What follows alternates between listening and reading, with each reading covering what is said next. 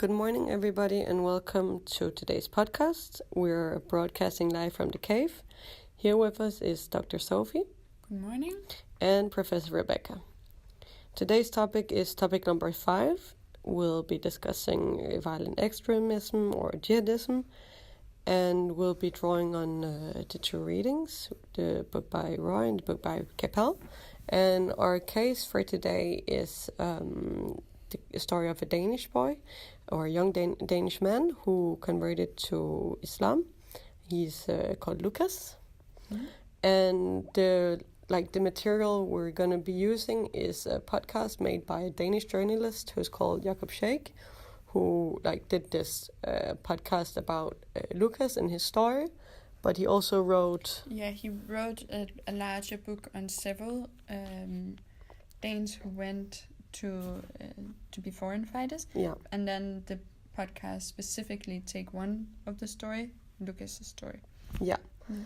So basically this podcast is made as a collaboration between Lucas' mom, Carolina, and Jacob, who's the journalist. And what they do is, or what Jacob helps Carolina with, is to put together the pieces of Lucas' development during these years, because his mother didn't have much knowledge of what happened to him. So that's sort of the purpose of the podcast, and that's how they try to tell his story. So at quite an early age, Lucas, he was diagnosed with Asperger's and ADD, and these mental conditions were quite determining for his life. He went to special schools for kids with special needs. He, during certain periods when he was sort of out of control, he was placed in institutions, so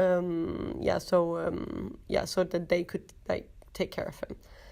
And what there's a very good example about how this condition is affecting him. So when he goes to this special school, the school has to move to another address. And what happens is that during a whole summer holiday, his mom tries to teach him how to take the bus to this new address. But even though they use the whole holidays, they don't succeed, and he ends up not being able to go to the school anymore because he the whole change and new routines, it's just really hard for him.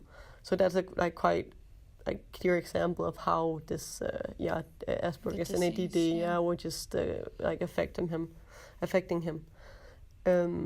At a point in his teens, he gets an apprenticeship or an internship at a auto mechanics, and at this place he meets another colleague who's a Muslim, and he takes him to the mosque, and they get a quite close relationship, and at some point he converts to Islam. And this guy who he's in contact with at that moment, he's a member of the Danish branch of Hizb ut-Tahrir. So in most Europeans' view, they're quite radical political party, but they're not as militant as a group that he will later be affiliated with.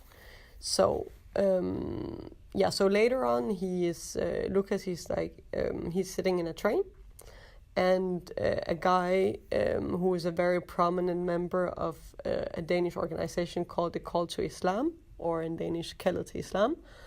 He sees him on the S train, and he can tell that he's Muslim, I suppose by his clothes, and he approaches him, and they begin speaking, and he tells him about his organization and the activities and meetings they do and so on. And that's how Lucas gets affiliated with this group. And this is where the radicalization ends up taking place. And what happens from then on, he loses more contact with his own family. He doesn't live at home anymore. And he ends up going first to the Turkish-Syrian border area, and later he goes to the Caliphate, and he eventually, in the end of 2014, he dies in Kobane by a U.S. airstrike. Yeah. So in many ways, he fits in to the portrayal that both Roy and Capel does, that, but mostly Roy, that it's someone who has been Islamized. Do you say that? Islamized? Like he joins. It has something. It's like Islam is very central in this, but also that he goes to the mosque, but it's not within the mosque that he get radicalized. So what you might have to like include in this is that kaldet til Islam, the call for Islam, do not have meetings at the mosque. It's somewhere outside of the mosque, like a private place. So he starts going to the mosque, but then ends up with this more Islamic, like more Salafistic fundamental groups outside of the mosque. And that it's a specific, like one person who is, you can say, targeting him and then like involving him in this part. But converts is more a concept that Roy talks about, and Roy talks about like both like second generation and then convert, and then he, like the case we have chosen, Lucas, he is then like a small group within Roy's argument of these two, also because it's not only that he's a convert, but he also have these mental problems. Roy talks about the mental problem, but that's more in a way saying that that people with mental problem can use this Islamic fundamental setting or framework as a tool to do what they want to do, but it's not connected.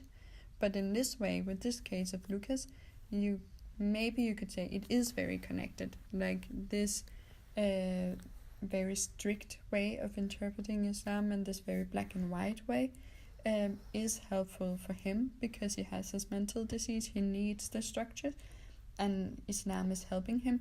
It could have been any. You can argue it could just like Roy argues that it could have been any religion having this strict structure, but it is essential that this like branch of Islam has a very strict interpretation and way of looking at it, and that's helpful for him because he has his mental disease. I think that's a very important point, and I think considering whether is it radicalism or Islam that is like appealing to him, like I think I think it's hard for us to like decide or to like say it's this or that, but I think it's a very important debate like in this case. Yeah, and also with his case you also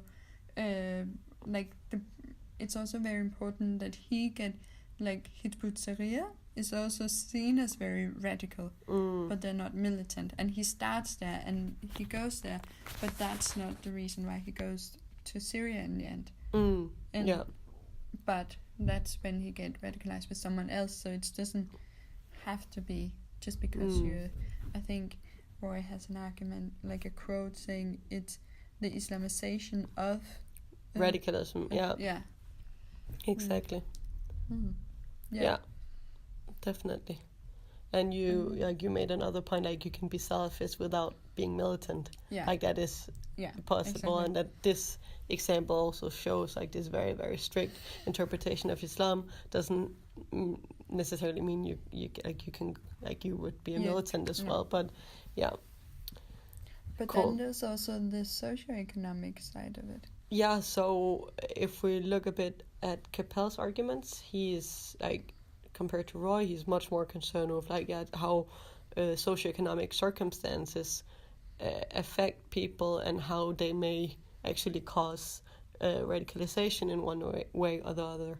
And looking at the case of Lucas, I think like some of Capel's arguments do apply.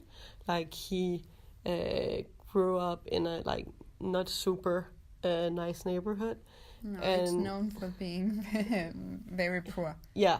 Like you could definitely meet like some of the wrong people in like in that place, but also like an argument or like a word that I find quite interesting is the word integration, because I think this word applies not only to people or young people with other ethnic backgrounds than Danish, but also to Danish people. So if we look at Lucas, like he's not very well integrated, not because his family is originally from like another country, but particularly because of his mental conditions. He cannot take the bus. He cannot go to a normal school. Yeah, he doesn't fit into like the educational system. It doesn't fit him very well. He doesn't like the job market is also there's a lot of like challenges to him.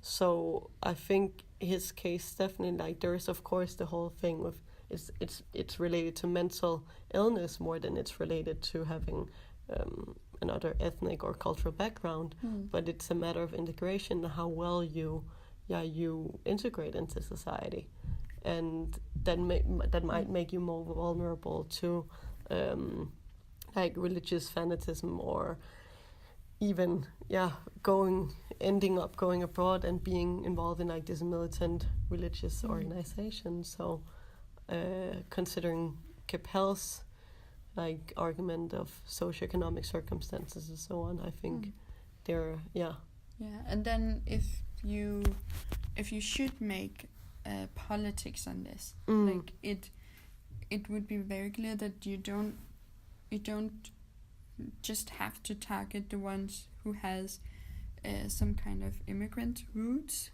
Like it's like targeting as well, and being very careful also to include the ones who are socially vulnerable, like the guy like Lucas. That's also a way of preventing fundamental radicalization. Yeah. That would be like a very specific tool. You need to focus on these who fall out socioeconomically, but also mentally. Yeah. Yeah.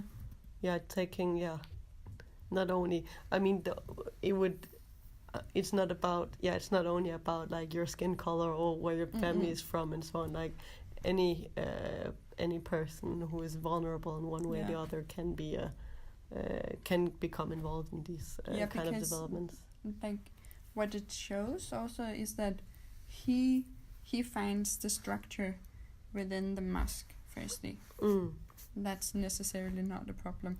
Then he finds the structure in this very radical militant group, and that's where the problem gets. But if we say that it's just about having a structure, then society could like just give him any structure. Like then the government could just make sure that you have a program. Yeah, definitely. All right. Do you have any final comments or? No, I think that's it. Great. Just make some. Maybe just like we need some programs for the mental ill. Yeah. All right. Thank you. Bye.